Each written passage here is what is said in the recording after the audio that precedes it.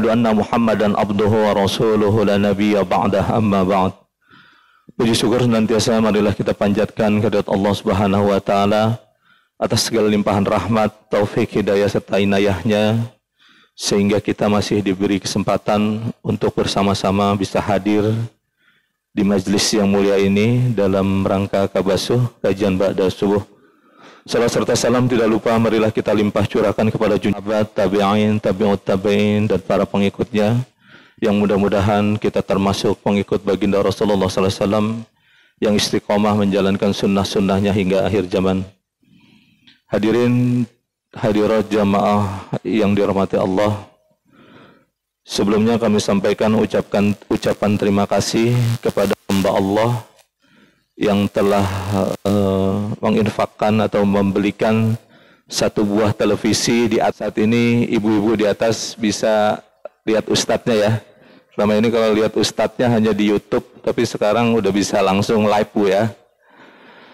Jadi jamaah hamba Allah memberikan satu buah televisi di yang sebelah kanan. Kemudian itu jadi pincang kalau cuma satu. Akhirnya DKM menggunakan pos yang lain untuk membelikan satu televisi lagi.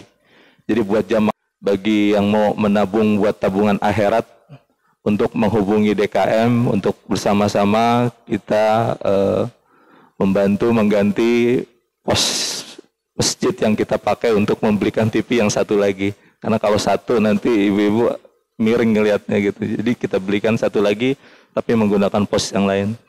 Jazakumullah khairan katsirah buat hamba Allah. Kemudian alhamdulillah buat hamba Allah juga terima kasih yang telah ini. Jazakumullah khairan katsirah.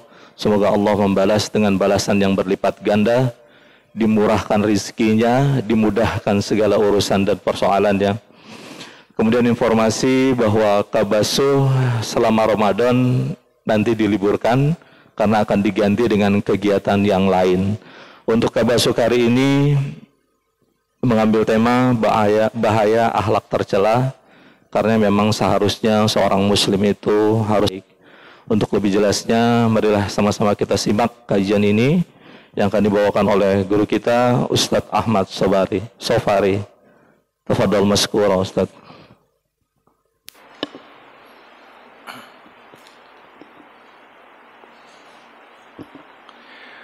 Assalamualaikum warahmatullahi wabarakatuh. Bismillah walhamdulillah Sayyidina Muhammad ibn Abdullah wa ala alihi wa sahbihi wa man nasarahu wa walah wa la hawla wa la quwata illa billah amma ba'du.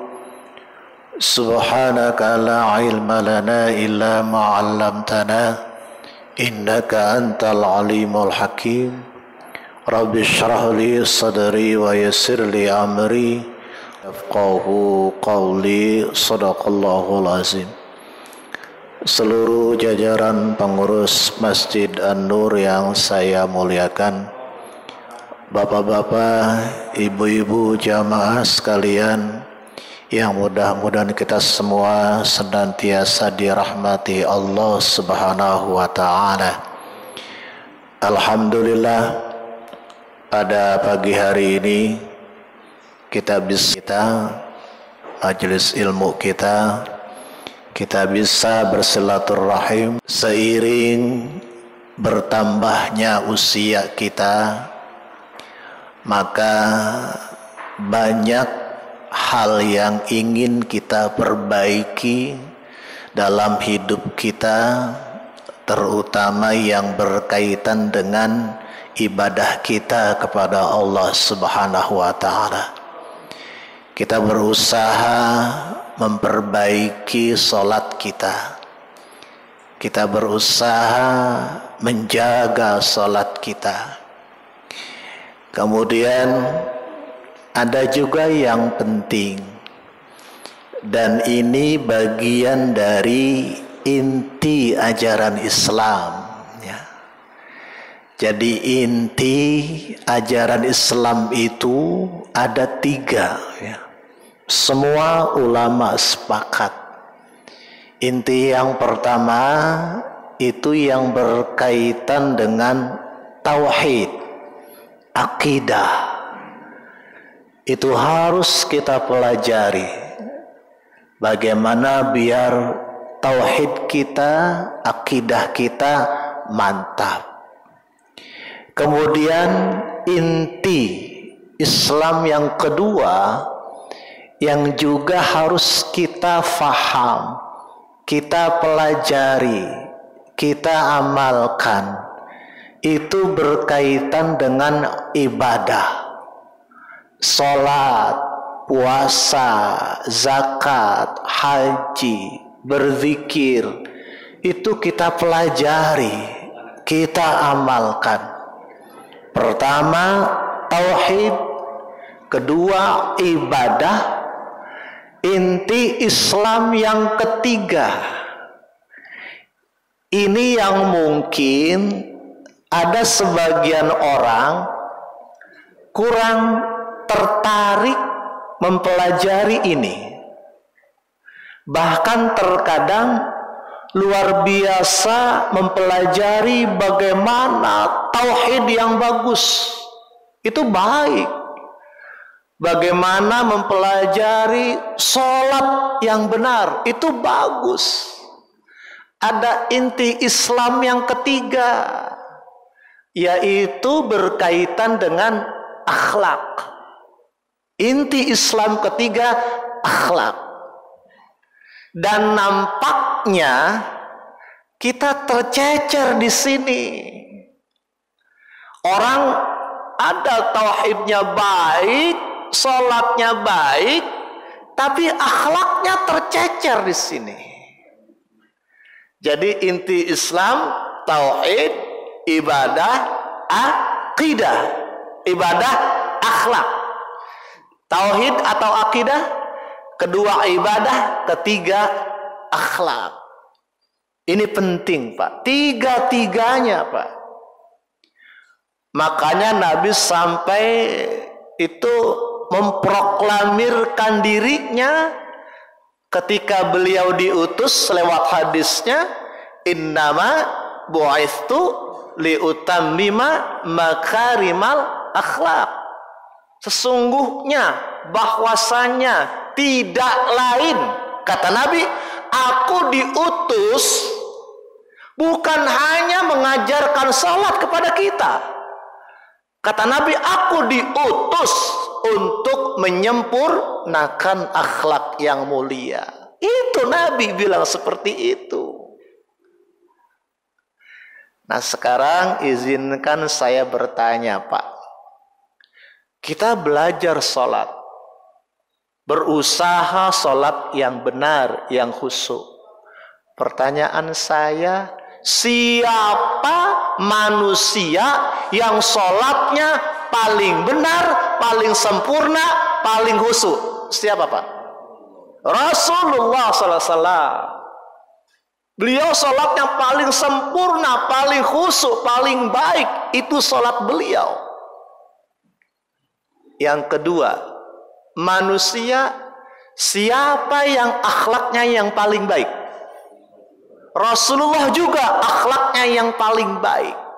Pertanyaan saya, apa yang dipuji oleh Allah berkaitan dengan Nabi kita? Salatnya atau akhlaknya? Akhlaknya yang dipuji oleh Allah, bukan salatnya, Pak. Itu di surat Al-Qalam ayat 4. Kita sepakat belajar salat, menjaga salat harus. Bahkan di hari kiamat nanti Nabi mengatakan, awwalu ma yuhasabu indal abdi yaumal qiyamah as-salah. Yang pertama dihisab di hari kiamat adalah salat. Kita sepakat itu. Lalu kenapa yang dipuji oleh Allah ke Nabi kita bukan salatnya, tapi yang dipuji akhlaknya? Al-Qalam ayat 4. Wa innaka la'ala khuluqin azim.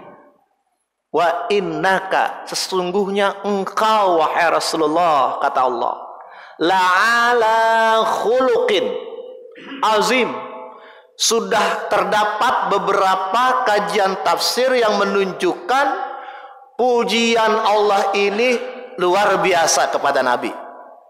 Lafaz wa innaka, sesungguhnya engkau, tidak ada yang lain. Maksudnya Nabi Muhammad itu pujian yang luar biasa. Tambahkan kalimat berikutnya la ala, ada kata la dan ada kata ala. La ala menunjukkan pujian juga yang luar biasa dari Allah. Khuluqin, akhlak, ujungnya azim, agung. Bicara azim, Allah tidak sembarangan menggunakan kata azim. Kalau kita baca Quran, banyak bacaan. Ada buku tentang sholat. Selesai baca, apakah kita mengatakan shadaqallahul azim? Baca buku tentang sholat, selesai, apakah kita berkata shadaqallahul azim? Enggak, Pak. Baca buku tentang zikir, selesai, tidak pakai shadaqallahul azim. Ada kata azim. Cuma Al-Quran selesai kita baca menggunakan kata azim.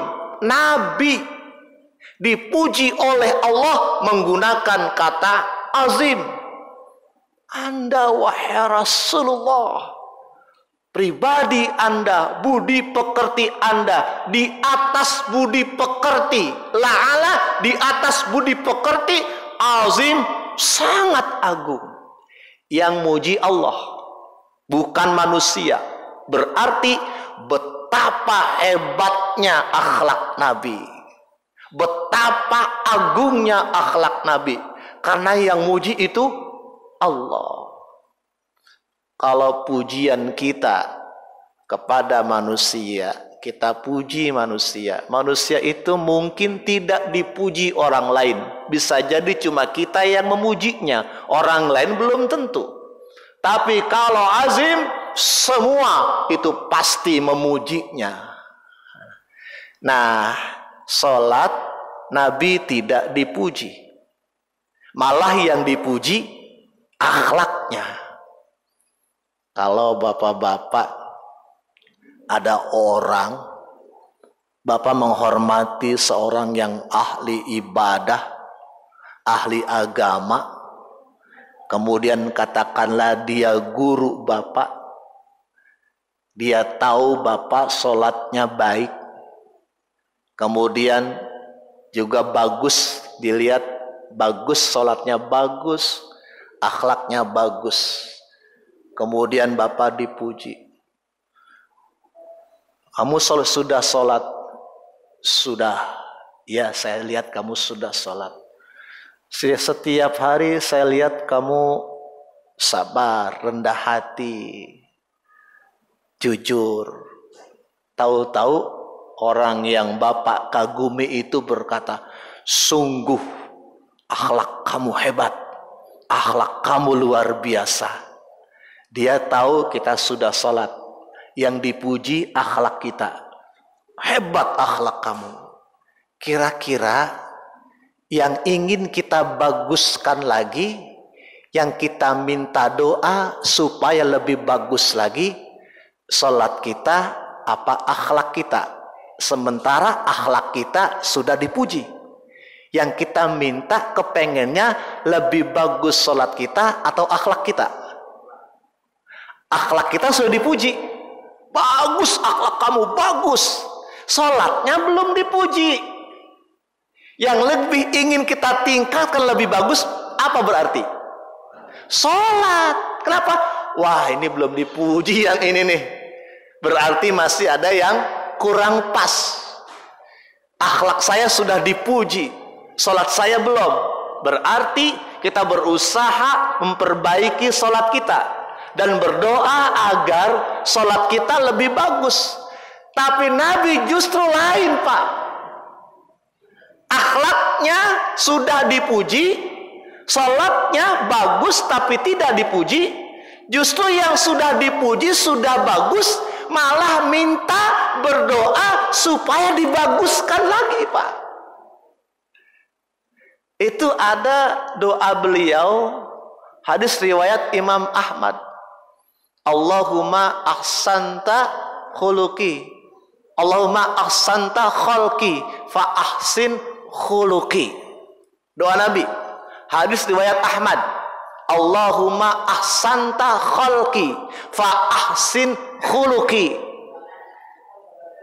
Ya Allah, Engkau telah memperbagus fisik ciptaan jasmani Rasul. Dia mengatakan, ya Allah, Engkau telah membaguskan jasmaniku, fisikku udah bagus. Fa ahsin khuluqi, ya Allah, baguskanlah akhlakku. Akhlaknya sudah bagus, berdoanya masih minta dibaguskan akhlak. Luar biasa ini. Kenapa, Pak? Ini penting. Hati-hati, Pak. Jangan kita merasa cukup dengan sholat kita. Nabi mengatakan dalam hadisnya, ini saya singkat, ada seorang sahabat pernah bertanya kepada Rasulullah, wahai Rasulullah, si A sholatnya baik, puasanya baik, tapi wahai Rasulullah, dia suka mengganggu tetangganya. Sabda Nabi, maaf, dia di neraka. Masya Allah, naudzubillah. Nabi yang jawab, Pak. Saya ulang. Sahabat bertanya kepada Rasulullah, wahai Rasulullah, si A sholatnya sangat baik, puasanya sangat baik, tapi dia sering mengganggu tetangganya. Jawab Nabi, dia di neraka. Ya Allah, jangan kita merasa sholat saja yang penting. Akhlaknya suka mengganggu tetangga, kata Nabi, dia di neraka. Mau ikut Nabi? Mau ikut sunnah Nabi? Jangan sholatnya saja sunnah Nabi. Kita sepakat mempelajari sholat yang benar cara Nabi, is okay, harus. Tapi jangan kita remehkan perilaku kita. Ternyata seperti tadi kata Nabi, sholatnya baik, puasanya baik, tapi suka mengganggu tetangganya, dia di neraka. Na'udzubillah. Pak, jangan marah ya Pak. Ini introspeksi. Itulah berislam. Islam itu wa ma arsalnaka illa rahmatal lil alamin. Nabi diutus, nabinya, ajarannya menjadi rahmat, bukan hanya untuk orang Islam, Pak. Kalau kita benar memahami, mengamalkan Islam, maka kita menjadi penebar kebaikan bagi siapapun. Di sisi lain, ada orang yang akhlaknya baik. Nih Pak, akhlaknya baik. Tetapi sholatnya hanya seadanya. Yang wajib-wajib dia kerjakan. Enggak dahsyat sholatnya. Akhlaknya baik, sholatnya seadanya. Yang wajib-wajib sunat yang biasa enggak dahsyat dia. Kemudian puasanya juga hanya biasa, seadanya. Ya. Jadi enggak rajin banget puasanya. Nabi bersabda, kata Nabi, dia di surga. Pak, ada orang sholatnya biasa, nggak dahsyat, yang wajib dia kerjakan. Sunat biasa aja, enggak getol banget sunnahnya. Puasa juga seadanya, kata Nabi. Tapi dia akhlaknya baik, kata Nabi. Dia di surga. Di sini ulama hadis menjelaskan, seseorang, Pak, dapat mencapai kedudukan yang tinggi, melebihi kedudukan orang yang sholatnya baik, melebihi kedudukan orang yang puasanya baik. Dia mencapai kedudukan yang mulia karena budi pekertinya, akhlaknya yang baik. Dia sholat juga, tapi enggak sehebat yang tiap malam mungkin tahajud. Dia juga puasa, tapi tidak sehebat orang yang puasa Daud. Dia di surga, dia mencapai kedudukan itu. Sholatnya biasa, puasanya biasa, kata Nabi, dia di surga. Kenapa? Karena dia akhlaknya baik, kedudukannya melebihi kedudukan orang yang sholatnya baik tadi. Masya Allah ya. Ini berkaitan dengan materi kita. Betapa pentingnya budi pekerti, akhlak kita. Bagaimana juga sangat menentukan nilai-nilai ibadah kita di sisi Allah Subhanahu wa ta'ala. Oleh karena itu, Pak, sholat itu juga akhlak. Ada kan, Pak, fawailul lil musallin, orang yang sholat celaka. Nah, lu, Pak, surat apa tuh? Al-Ma'un.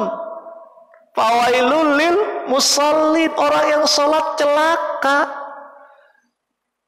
Alladzina hum an sholatihim sahun, orang yang tidak melaksanakan, tidak memahami, menghayati makna substansi sholat.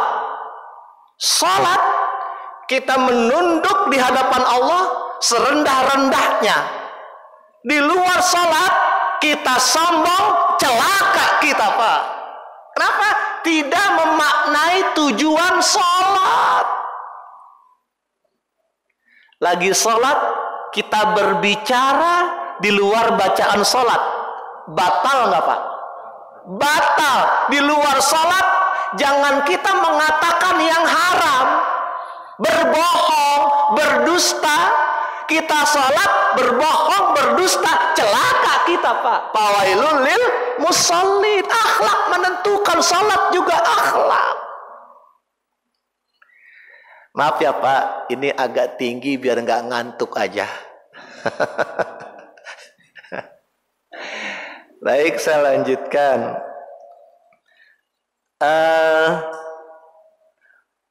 Di doa Nabi tadi, beliau sudah dipuji akhlaknya, tapi masih bermohon kepada Allah agar dibaguskan akhlaknya. Doanya tadi sudah kita kaji.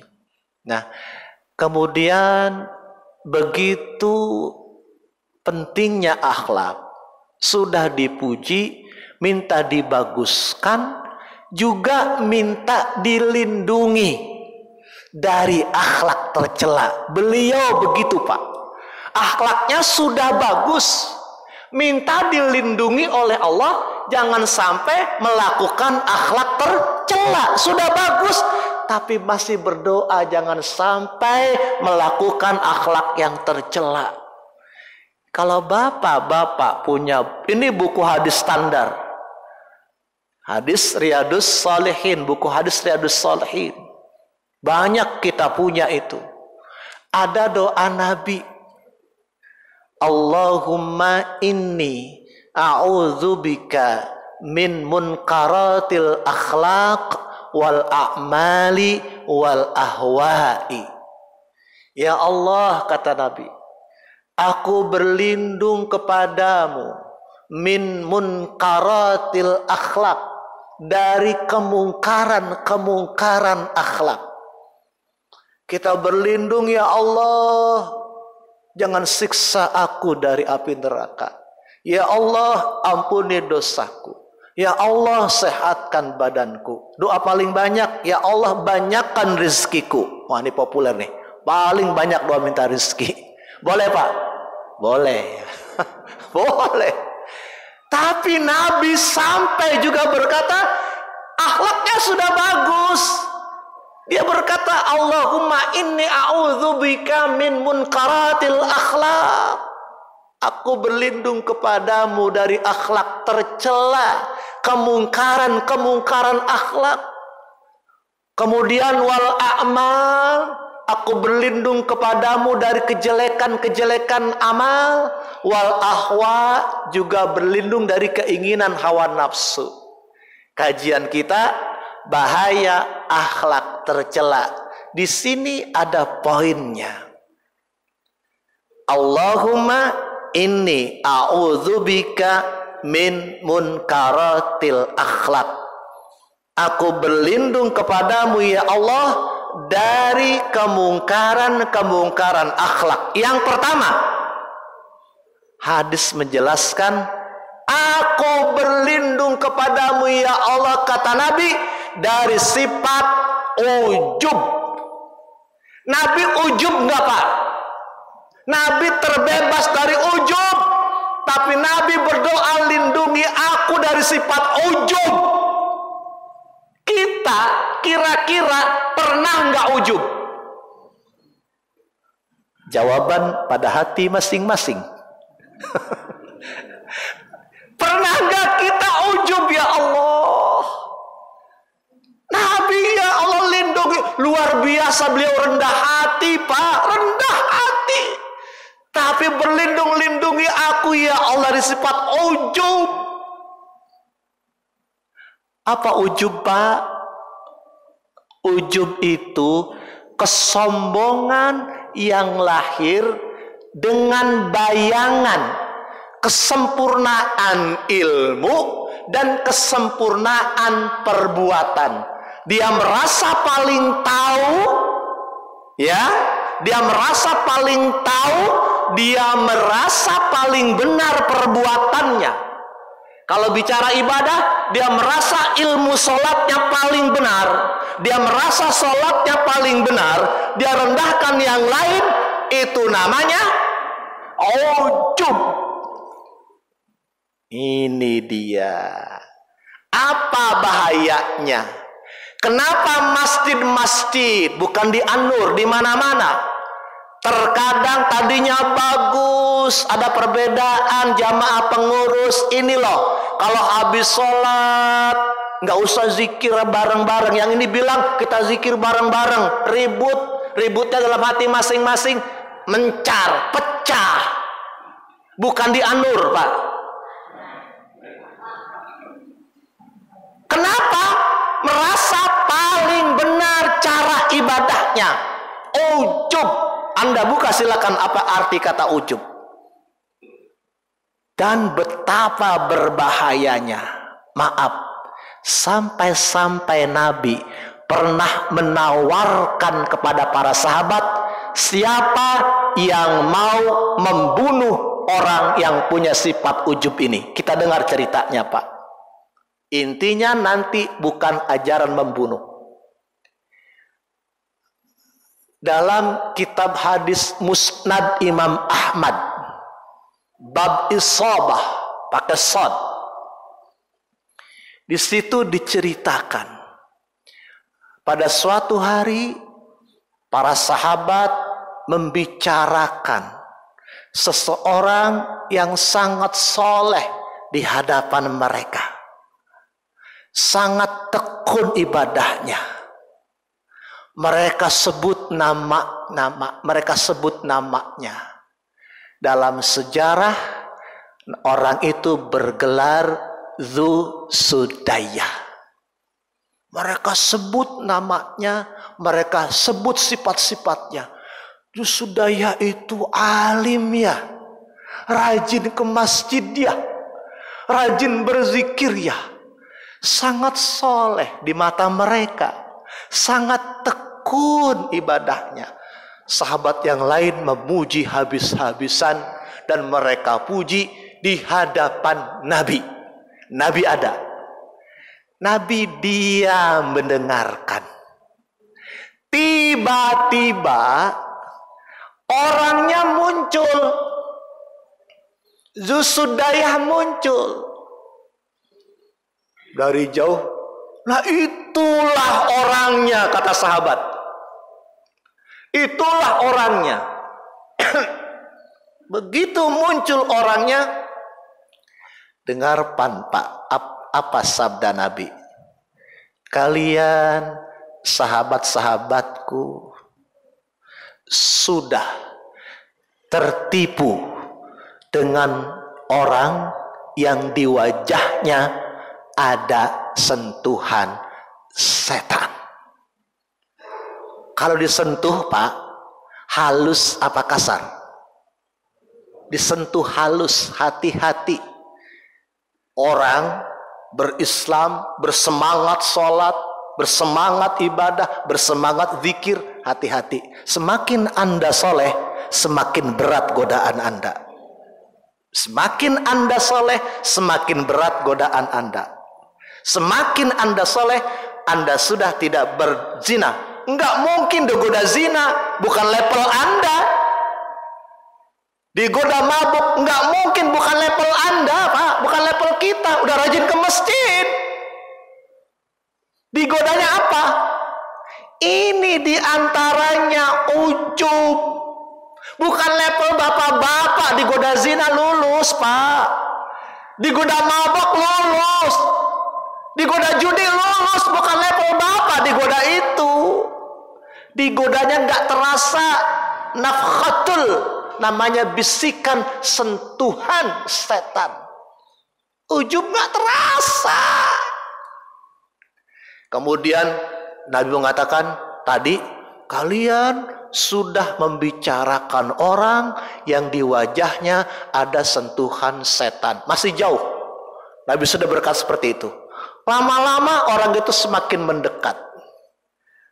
Kemudian perginya kemana Pak? Perginya ke masjid. Tadi bukan di masjid. Membicarakan di satu tempat. Ketika dibicarakan, ketahuan, bukankah hati Anda merasa seperti itu? Dia malu. Dia pergi ke masjid. Untuk apa? Untuk sholat sunnah. Kalau bahasa kita, pencitraan. Dia pergi ke masjid. Begitu Pak, ini dahsyat Pak. Begitu orang tadi pergi ke masjid, ini perintah Nabi luar biasa.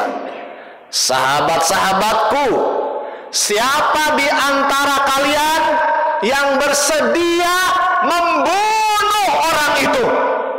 Ya Allah Pak, mereka kagum tekun ibadah, rajin sholat. Kok Nabi menawarkan siapa yang mau bunuh orang itu, kata Nabi. Waduh, kaget sahabat. Ini gimana? Karena Nabi yang berkata perintah Nabi, seorang pun tidak ada yang membantahnya. Abu Bakar berdiri, beranjak menuju masjid. Niat apa? Menjalankan perintah Rasul untuk membunuh. Begitu sampai di masjid, Abu Bakar lihat orang itu lagi sujud. Sujud Pak, lagi sujud. Abu Bakar balik lagi. Wahai Rasulullah, aku nggak sanggup membunuh orang yang lagi sujud. Bukankah Anda melarang membunuh orang yang sedang sholat? Iya. Ini intinya sebenarnya bukan perintah membunuh. Nanti akan kita lihat. Abu Bakar gagal. Nabi menawarkan yang kedua. Siapa yang mau bunuh orang tadi? Berdiri Umar bin Khattab, berangkat ke masjid. Begitu Umar bin Khattab sampai di masjid, orang itu masih sholat. Sholat sunatnya rajin banget Pak. Orang itu masih sholat. Umar bin Khattab balik lagi, wahai Rasulullah, orang itu masih sholat, nggak sanggup saya bunuh. Umar gagal. Berdiri sahabat yang ketiga, Ali bin Abi Thalib. Ali bin Abi Thalib bangkit. Sahabat lain punya pikiran, kalau Ali sanggup nih bunuh nih, dia anak muda nih, semangatnya tinggi nih. Berangkat Ali bin Abi Thalib ke masjid. Ternyata orangnya sudah tidak ada. Kenapa?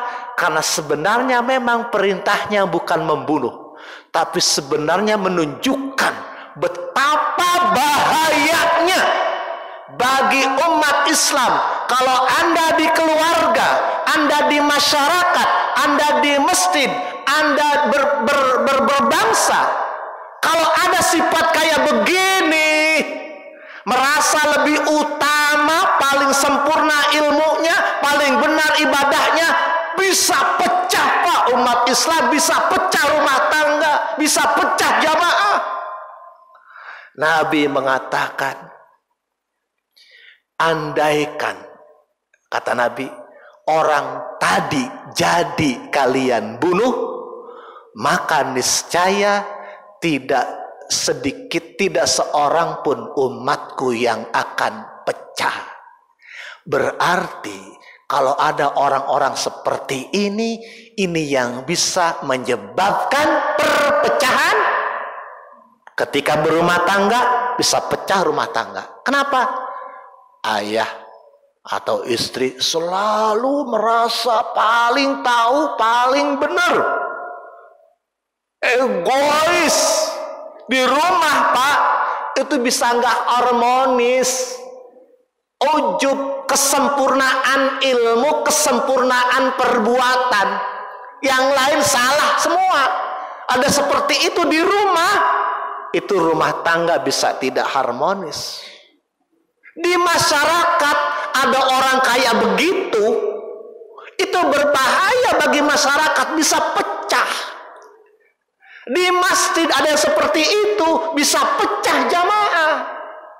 Di pengurus ada yang seperti itu, bisa pecah pengurus.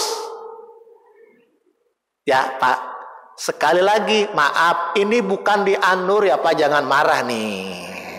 Jangan marah nih. Ini penyakit. Kenapa? Iya, sholat berjamaah, shop teratur, bagus. Luruskan shop, bagus Pak. Itu inti Islam. Inti Islam ketiga apa? Akhlak. Jangan tidak mau dengarkan uraian akhlak. Ternyata banyak orang yang sholatnya bagus, puasanya bagus, akhlaknya jelek, dia di neraka kata Rasulullah. Dan berbahaya, ini bisa ada timbul ketidakharmonisan. Nabi berkata seperti itu. Kata Nabi, yang terpenting Pak, orang tadi kan, andaikan tidak jadi dibunuh, sekarang masih hidup nggak? Zusudayah kan tadi selamat, sekarang masih hidup nggak? Udah mati. Tapi kalau penyakit ujub ada di kaum muslimin, itu bisa bahaya Pak. Orangnya udah mati tapi penyakitnya ada di kita, itu bahaya buat umat Islam, buat diri sendiri juga. Ya mudah-mudahan dengan silaturahim, duduk bersama seperti ini, kita lebih bisa membuka diri, mempererat silaturahim di antara kita, sama-sama kita menggapai ridho Allah Subhanahu wa ta'ala. Andaikan barangkali pernah ada di hati kita, kita mohon ampun kepada Allah Subhanahu wa ta'ala. Lanjut ya Pak Misa ya. Sampai jam berapa nih? Sampai suruk ya.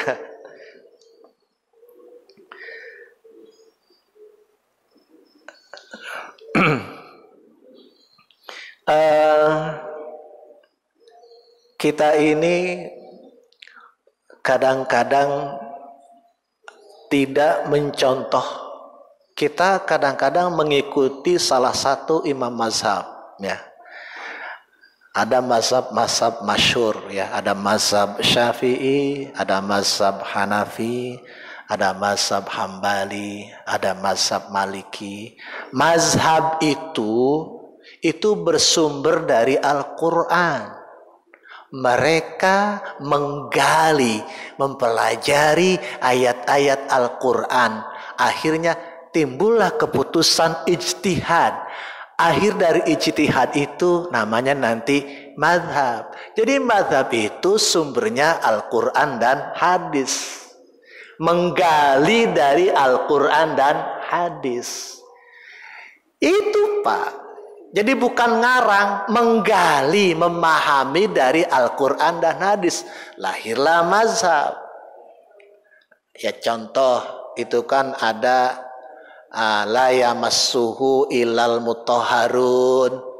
Jangan kau sentuh Al-Quran kecuali dalam keadaan suci. Ayatnya satu, tapi lahir penafsiran. Nah, penafsiran ini ada yang bilang kalau nggak punya wudhu pegang mushaf tanpa terjemah, mazhab Syafi'i itu nggak boleh. Kalau mazhab Hambali itu boleh. Al-Quran asalnya menggali dari Al-Quran, lahirlah mazhab. Jadi di mana Bapak berada? Sebenarnya Bapak bermazhab. Kenapa? Ulama yang Bapak ikuti itu menafsirkan Al-Quran juga. Al-Quran cuma langsung turun kepada siapa? Kepada Rasulullah. Selebihnya itu hasil penafsiran para ulama mazhab.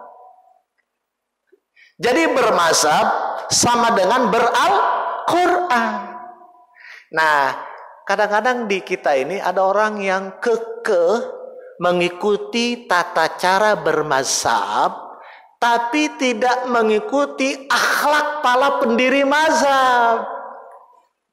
Akhlaknya nggak diikuti.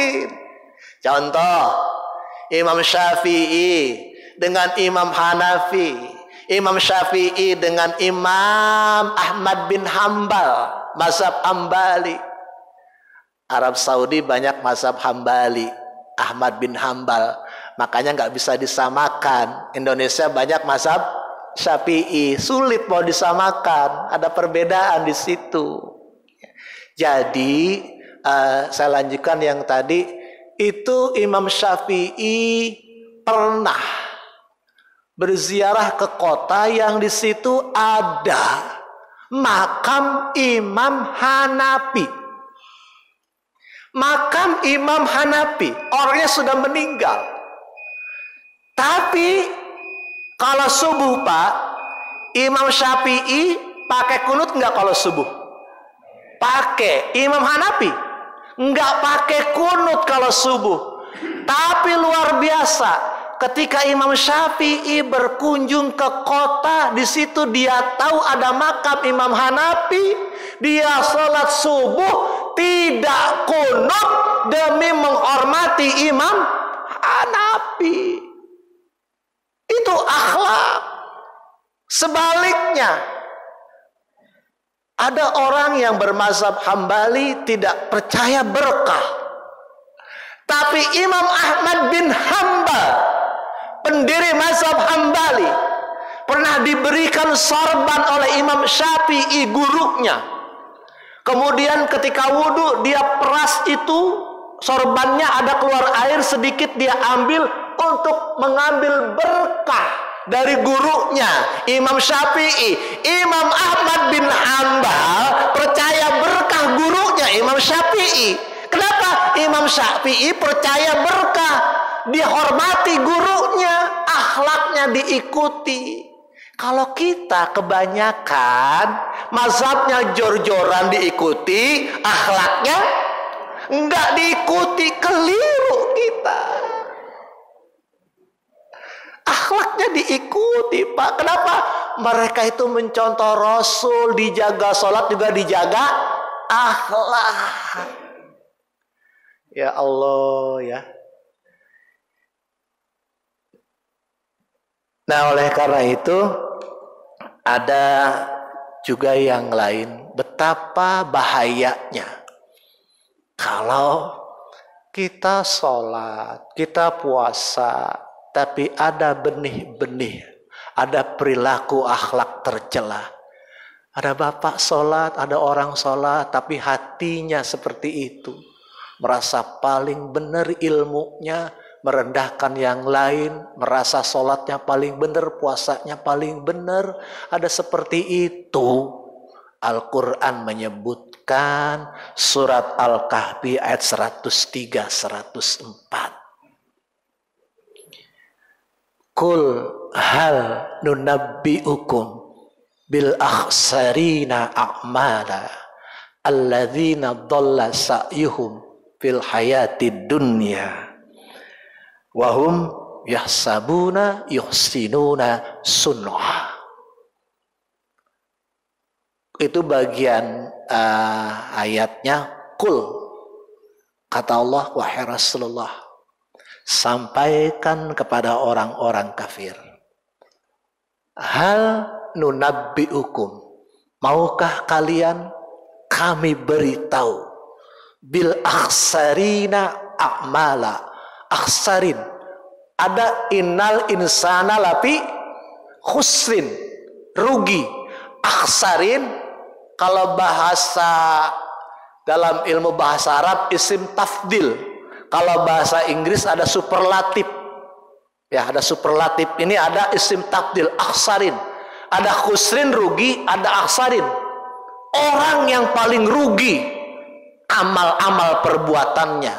Kata Allah, tahukah kalian ada orang yang paling rugi amal-amal perbuatannya? Tafsir Al-Quran, orang yang cuma dapat capeknya saja, lelahnya saja dia dapat, pahalanya nggak ada, hilang, terkikis pahalanya, cuma dapat capeknya saja. Siapa mereka? Alladzina dhalla sa'yuhum fil hayatid dunya.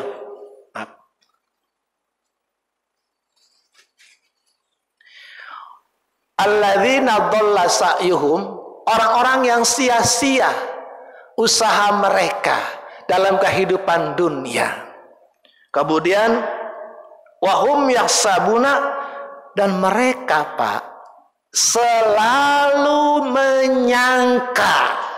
Nih, mereka selalu menyangka, selalu mengira, selalu merasa yuhsinuna sun'a, bahwa mereka terus menerus telah melakukan amal terbaik.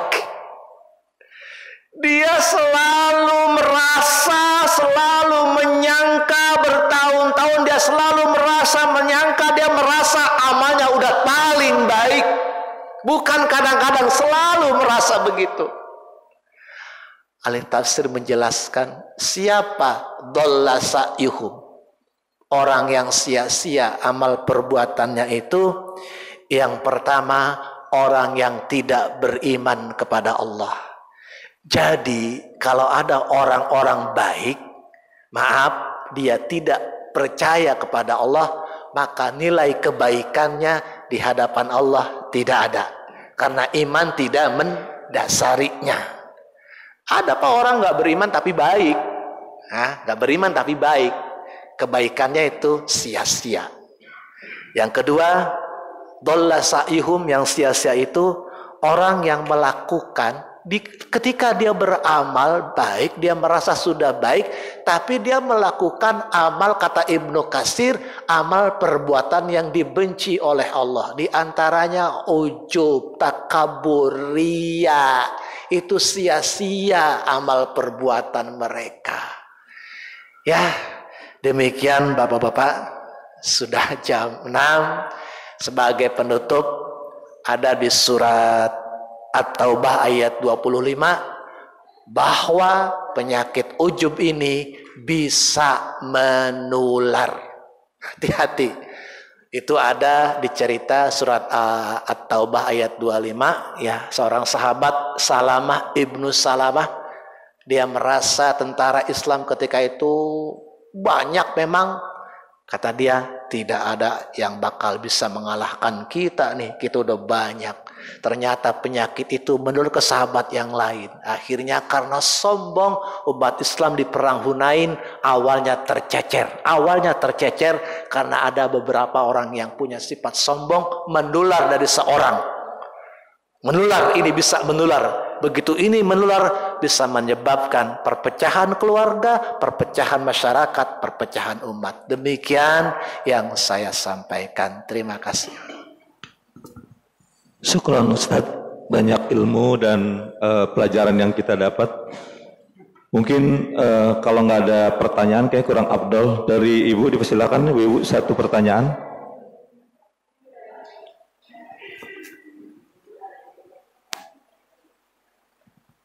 Ada Bu? Bismillahirrahmanirrahim. Assalamualaikum warahmatullahi wabarakatuh. Waalaikumsalam. Pak Ustadz mau nanya tentang akhlak sama keyakinan. Utamakan akhlak dulu apa keyakinan kita? Misalnya dalam kondisi yang dekat, yang baru-baru ini misalnya Pak, kita nisfu Sa'ban lah. Karena keyakinan kita nggak ada ngikutin nisfu Sa'ban misalnya. Jadi pas habis sholat kita langsung pulang. Itu mengutamakan akhlaknya dulu apa mengutamakan keyakinan kita? Satu ya Pak.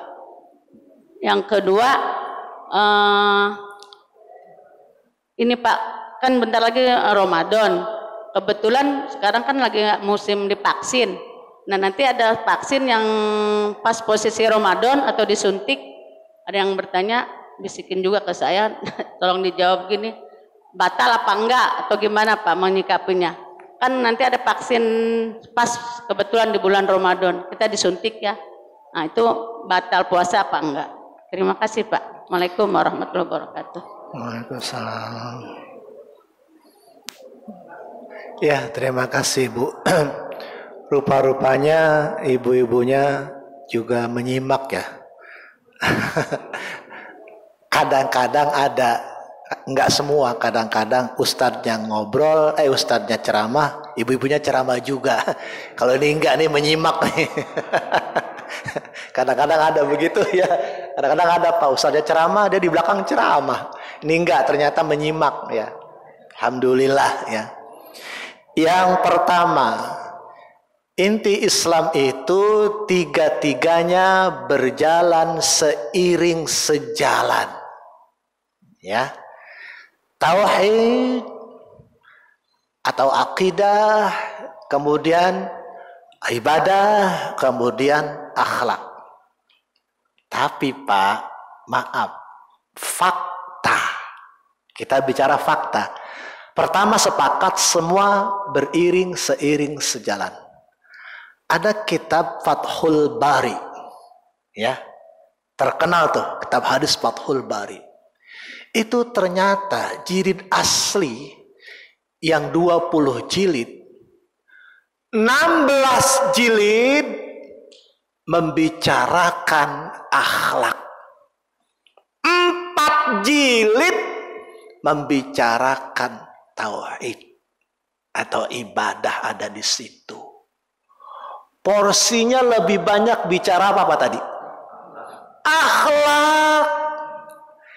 Kita ribut yang 4 jilid. 16 jilid kita tinggalkan. Itu Fathul Bari aslinya yang 20 jilid itu 16 jilid itu berkaitan dengan akhlak. 4 jilid berkaitan dengan tauhid ibadah. Saya tanya, isi Al-Quran prosentasinya lebih banyak mana? Silakan nanti buka Google, kan punya guru baru Google. Prosentasi isi Al-Quran itu lebih banyak akhlak. Ya Allah, kenapa kita kok tercecer ya? Kita ini umat Islam harus bersatu. Iya, ngomongnya harus bersatu. Akhlak ente bagaimana? Kan gitu ya Pak. Akhlaknya bagaimana? Pengen bersatu, pengen kuat, tapi sholat aja dijaga, akhlak nggak dijaga, tercecer kita. Bu, Oh ya. Jadi semua penting beriring seiring sejalan.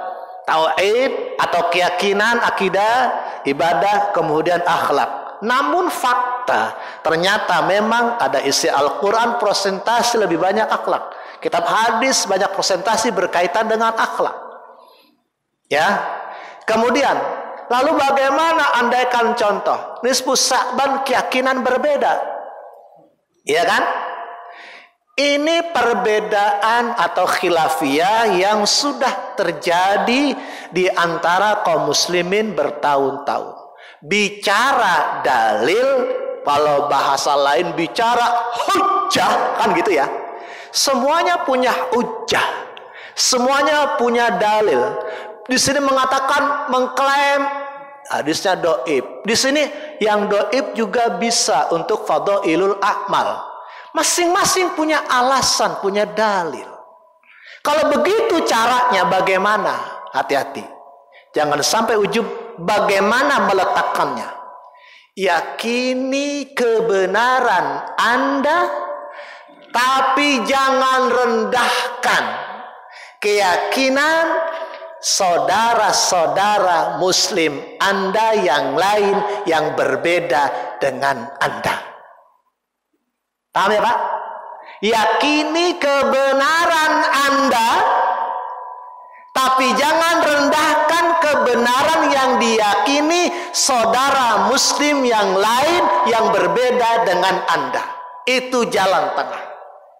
Kalau sudah jatuh, nisfu Sya'ban, katanya neraka ente, berarti sudah merendahkan. Sekarang Pak, orang banyak isi kajian, banyak yang semakin lentur banyak, semakin keras juga banyak. Tergantung ustadznya deh. Iya, yang semakin keras semakin jauh sama tetangga ada nggak?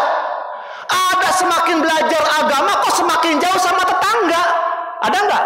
Ada. Kenapa? Berbeda dengan dia.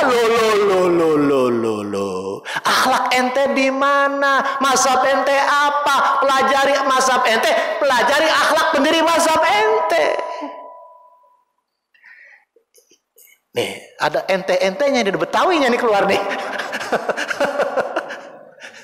Jadi Bu, yakini kebenaran Ibu, tapi jangan merendahkan keyakinan kebenaran yang diyakini saudara kita muslim yang lain.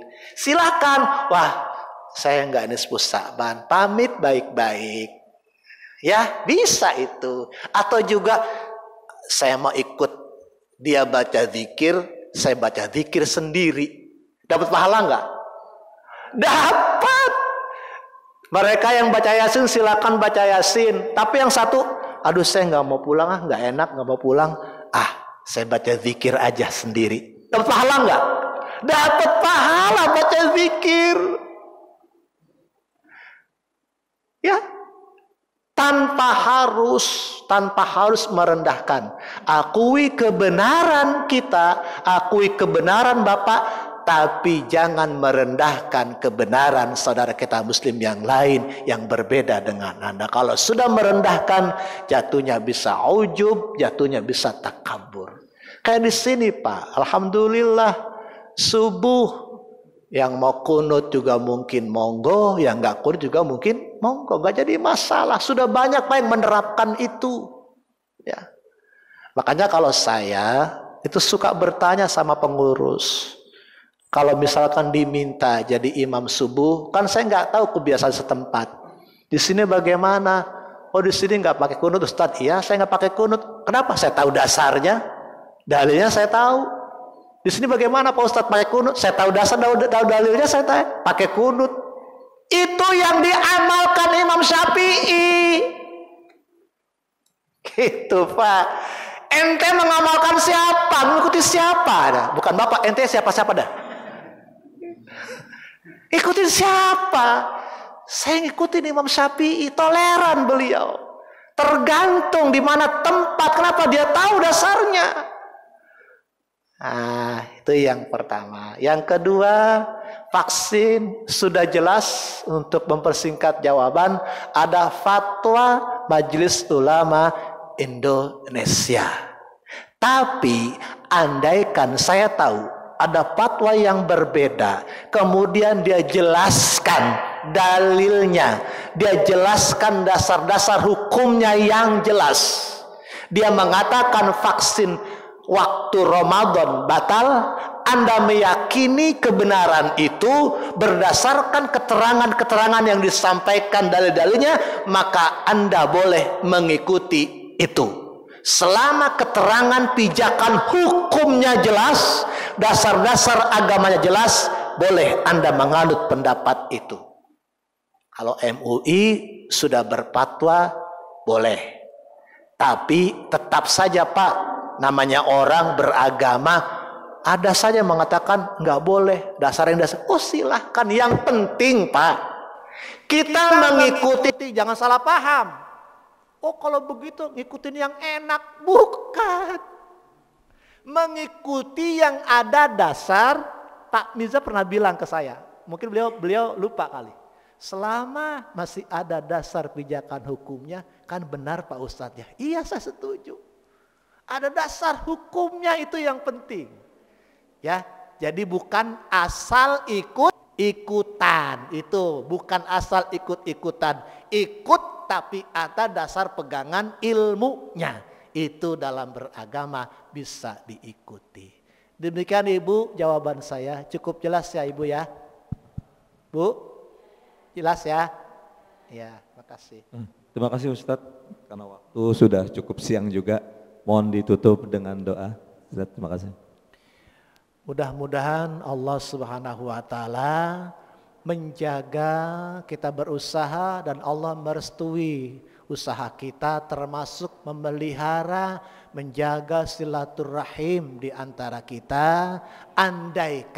Andaikan ada sedikit perbedaan pemahaman agama di antara kita, semoga tetap bisa bekerja sama menjaga silaturahim. Kita semua sama-sama berlomba dalam kebaikan, masuk ke surganya Allah Subhanahu wa taala. Bismillahirrahmanirrahim. Alhamdulillahi rabbil alamin. Allahumma salli wa sallim wa barik ala sayyidina Muhammad wa ala ali sayyidina Muhammad. Rabbana zidna ilman nafi'a wa aklan kamila wa fahman zakiya wa rizqan halalan kathiran mubaraka. Rabbana atina fid dunya hasanah wa fil akhirati hasanah wa qina adzabannar. Alhamdulillahirabbil alamin. Wassalamualaikum warahmatullahi wabarakatuh. Syukran Ustaz. Mari Bapak-bapak kita tutup kajian ini dengan sama-sama kita membaca doa kafaratul majlis. Subhanakallahumma bihamdika asyhadu an la ilaha illa anta astaghfiruka wa atubu ilaik.